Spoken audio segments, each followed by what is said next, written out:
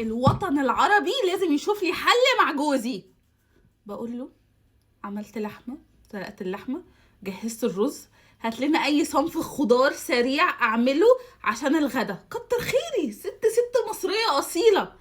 وريهم يا فيليب لو سمحت الخضار اللي انت جبتهولي. لا وريهم الخضار اللي انت جبتهولي اعمله مع الرز جيب ده ده ان شاء الله. انت قلت اي حاجه. ده ان شاء الله اي حاجه، ملوخيه، باميه، ازاي ملوخيه في السر بيقشروه؟ خلاص بسله ورز، بقى فاصوليا، الحاجات اللي هي دي خضار مسبك كده. لا انت قول اي خضار. ده خضار، اتفضل.